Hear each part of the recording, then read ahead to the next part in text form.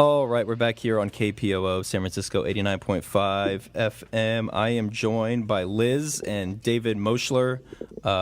Thank you guys so much for coming on. So let's talk again. This is, you guys put together an album, which is, you're covering the tunes of a very popular album. So you just were telling me off air, we won't talk about them, but Bob Dylan, Black Sabbath albums, Joni Mitchell, and then in this case you did Sly and the Family Stone.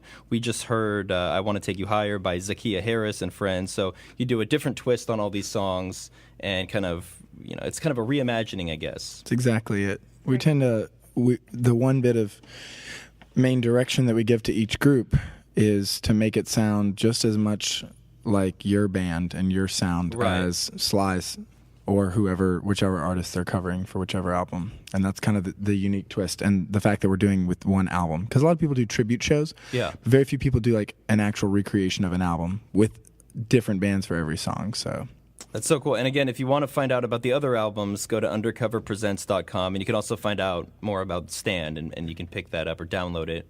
Right. All of our previous albums are up on our store link on undercoverpresents.com, and you could purchase them or you could put an order for a physical CD too. Okay. So, might be a special guest at these shows? Is that okay to say? I can't say specific names, but okay. If you're going to get tickets, I highly recommend Sunday night. And we have some local musicians who have a very, very, very, very strong connection to Sly and the Family Stone who are talking about coming on Sunday. Some are actually confirmed. And then there's a chance we're going to have others on Friday and Saturday night as well. And stay tuned for the end of this interview because we will have one pair of tickets giveaway. To that special Sunday show with your special guest. Oh, awesome. Wow, okay. So I'll give out the number at the end of the interview.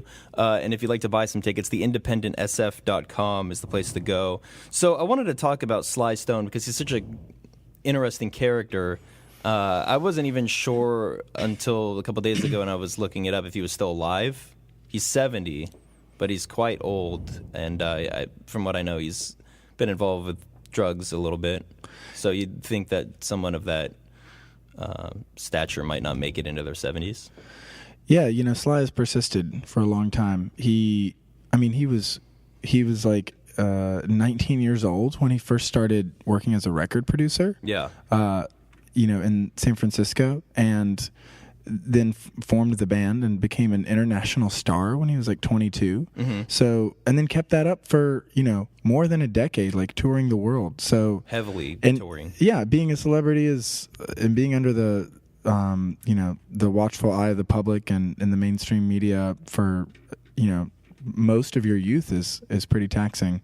But the guy is a true musical genius, and he was, we know all this music so well that it just kind of seems natural, like it just kind of came out of there. But he wrote all the songs for Sly and the Family Stone, and then several of his own albums, and is still making music every day. So he's okay mentally now, I guess. Yeah, he's been health-wise. The last couple decades, this last decade, he just kind of came out of being a little bit more reclusive.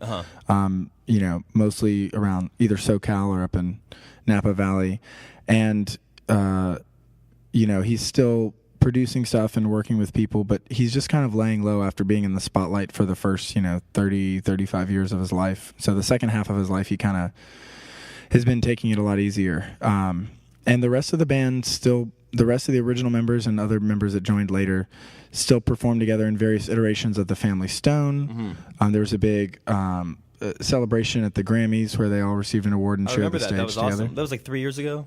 There were a couple things. 2006 or 2007, they all actually came on stage together. That's what I was thinking. And but they've been coming, Sly's performed with various iterations of other original members, and they're all still performing, and some of them together, some of them in different iterations.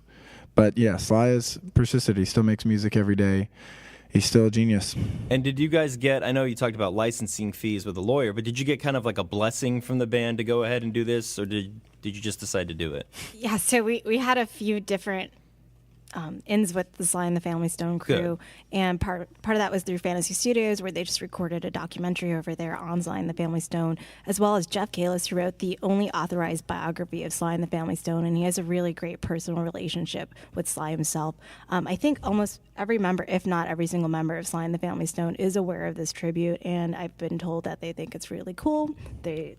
You'd have to be some kind of jerk jerk to not be honored that somebody would go to all this work and put together music. Have you had that in the past? You mentioned other artists. Did Bob Dylan call you and tell you, I don't like it when you play my songs?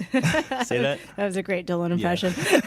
I think the closest we've had to getting the artists to whom we're paying tribute to come to our actual show was the Pixies Doolittle show. They liked it. They liked it. Black Francis was actually emailing with me about trying to come to the show itself, and we had a connection through horn player extraordinaire Ralph Carney, who actually recorded on a Pixies album and plays with Black Francis when he comes into town. But we've never actually had an artist come to the show itself. And for this one, I mean, if you have literally over 100 musicians are playing at the Independent, paying tribute to Sly and the Family Stone, this is the biggest thing we've ever done and the biggest thing I've ever been a part of. And I've even worked on the AIDS Walk in the San Francisco Marathon. This is by far really the most this is bigger. I mean, I'm not saying quantity of people wise, but as More far as the work for you. production, Yeah. this is my life. AIDS Walk is a lot of people just walking, right? So they kind of take care of that themselves. People are going to be standing and dancing. Yeah, it's more energy for sure. I would have liked to have seen you tell Ozzy Osbourne that we're doing a tribute album, Ozzy, huh? You just probably wouldn't even get it. Yeah. Also, did you guys know that Stand was, I was looking this up, a few years ago, the Rolling Stone magazine put out the top 500 albums. Number 118 is Stand. Yeah, no small coincidence that we chose it. The songs from this album, I mean, 6 of them made it into the, the national Billboard charts right away. Right. And, Everyday People was a number 1 hit. And then they went and performed at Woodstock right after this. Oh, that's and performed a set, 1969. And they went in and, a few months later in August, they went and performed there. And, we're going on between right after Joni Mitchell and right before The Who at 4:30 a.m. or something, 5 a.m. and woke up, the crowd there with their rendition of I Want to Take You Higher, yeah. And a couple other tunes and a medley. And the album, is one of the Sing a Simple Song. Greg Arico's drumming on that has been sampled and looped by more hip hop artists than anyone. It even though everybody's not oh yeah, I own a copy of Stand, although most musicians would. Everybody knows the songs and say, oh yeah, I do know that song. Mm-hmm. I do know Everyday People. I do know I Want to Take You Higher. I do know Stand. I do know You Can Make It If You Try. Even Somebody's Watching You, made it onto one of the lesser known tracks, made it onto the R&B charts back then in the late 60s and 70s. So the album was influential among the public, among musicians, for it still sounds fresh, and it's 45 years later. That's no small accomplishment. Another reason to go out and see the show, if you're a fan of hip-hop, you've probably heard many of these loops before and samples. So, again, go to the independentsf.com to purchase a pair of tickets. I'm going to give away 1 pair in just a minute. I wanted to thank you guys for coming out, Liz and David. Again, Stand, the 3-night tribute to Sly and the Family Stone this weekend at the Independent. Let's go out with one last song here. This is actually Jazz Mafia, who frequent this part of the neighborhood quite often, and it's You Can Make It If You Try. And one last thing, what's upcoming for your production company? I don't want to spoil anything. So album number 9 is going to be Paul Simon's Graceland, and we are performing that April 11th and 12th at the JCC San Francisco. Tickets have already been on sale, and I think we're already for halfway sold out, even though it's so far away, and we haven't even picked the bands yet. So for you, this is a nonstop thing, though. You're just constantly doing a new album every couple of months. I'm working on at least 2 to 3 albums at a time. Wow, that's really cool.